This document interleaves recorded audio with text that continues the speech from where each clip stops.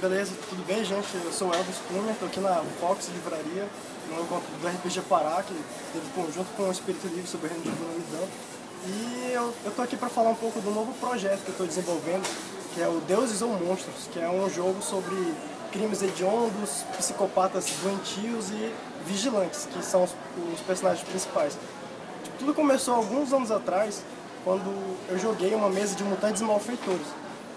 Apesar do jogo ser bacana, eu odiei aquilo ali. Então, tipo, eu fiquei, super-heróis, poderes, muita coisa colorida, assim, eu, cara, não tô afim de jogar isso aí. E eu comecei, junto com um amigo meu, o Romulo Ladeira, fala Romulo, a gente começou a desenvolver o Deuses ou Monstros, que é um jogo sobre pessoas que foram extremamente traumatizadas na vida delas, e elas ficaram com um vazio tão grande que elas resolveram preencher isso com violência. Então, ser um vigilante em Deuses ou Monstros, você está muito próximo, assim, do tipo, eu estou fazendo justiça com minhas próprias mãos, ou eu estou fazendo loucura, ou eu sou um criminoso, ou eu sou tão doente quanto os monstros que eu estou caçando. Essa é, tipo, uma das frases núcleo, assim, do jogo, né? Você age como um deus, julgando, executando, ou você é um monstro, como aqueles que você enfrenta.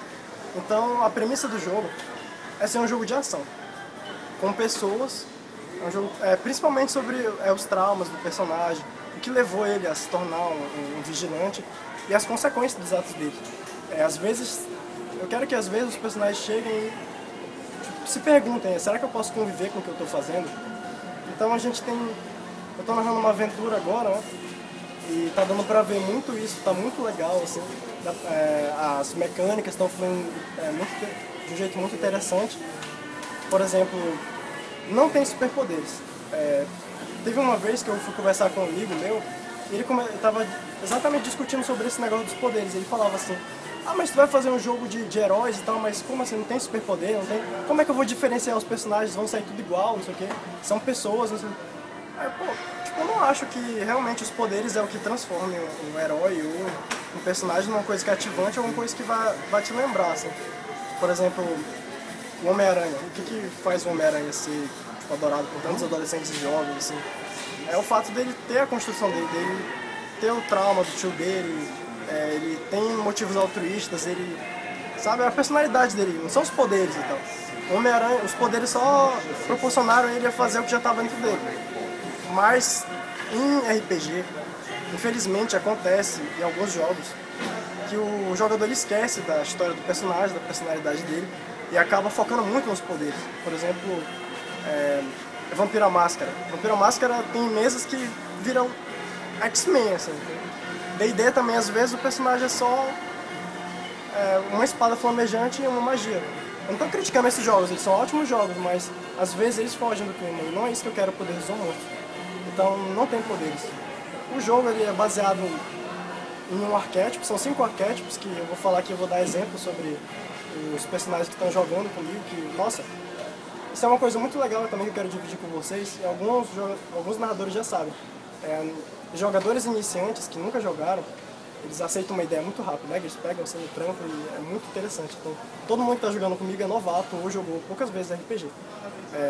O Deus ou Monstros, ele vem com 5 arquétipos que não são exatamente classes, são guias, assim, para você desenvolver o seu personagem. Tem o Defensor, que é vamos dizer que é o herói clássico, aquele que é altruísta, que quer ajudar as pessoas e tal.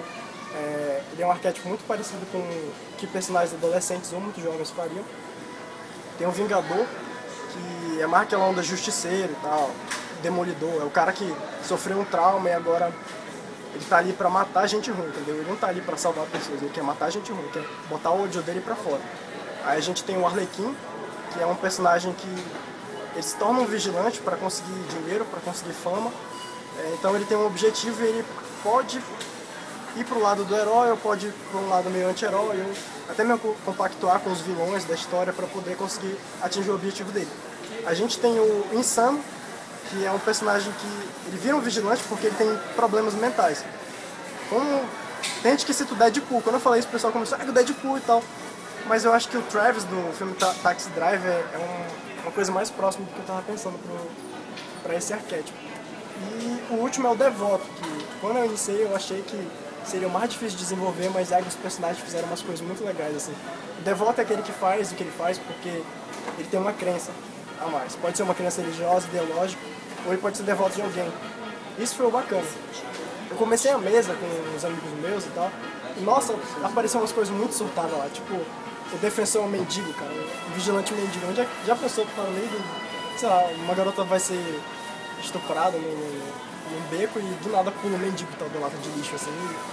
Isso é muito bacana, são umas coisas lá, tá acontecendo muita coisa, muita situação interessante. Então, como Vingador, a gente tem uma garota que ela morava com a mãe no interior e o pai dela acabou sendo assassinado e a mãe dela casou com um cara rico e eles foram morar na cidade. Só que depois de um tempo ela descobriu que esse cara, o novo padrasto dela, é um traficante. O cara, ele controla o mundo do crime e tal, e ele que assassinou o pai dela porque ele queria ficar com a mãe. Então ela entra na vigilância primeiro para se vingar pelo pai dela e por ela, né, claro. Então ela começa tipo, a atacar os investimentos, os pontos de droga onde os caras vendem a parada dele e tal. E para proteger a mãe, que a mãe dela ainda ama o cara e continua morando com ele. Então a gente tem aí o que a gente chama de inspiração heróica no jogo e o conflito pessoal.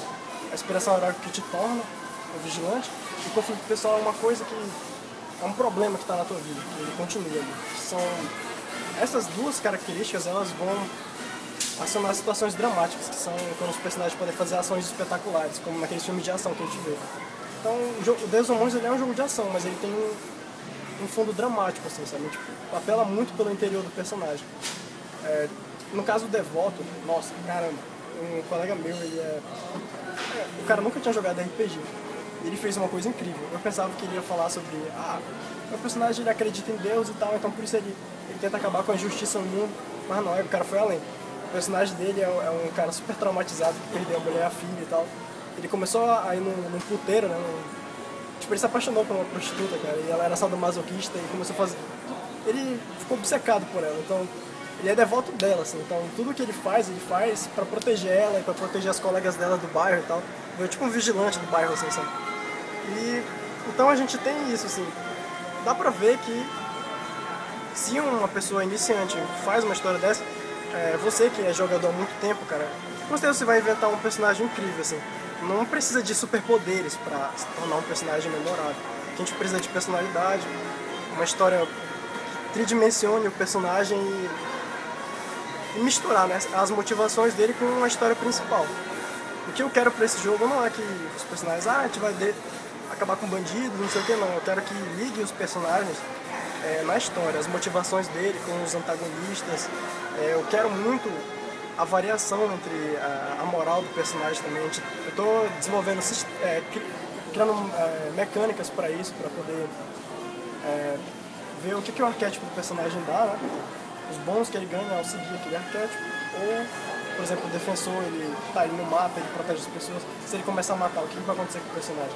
Então tem várias mecânicas que eu estou desenvolvendo. Então, eu acho que é isso. Esse é um vídeo de introdução, eu vou estar escrevendo matérias no blog RPG Pará, com as mecânicas, com as atualizações do jogo, até o PDF básico ficar pronto. E eu quero que vocês comentem aí, possam me ajudar nessa caminhada, que a gente faça um jogo super bacana para todo mundo jogar. Obrigado.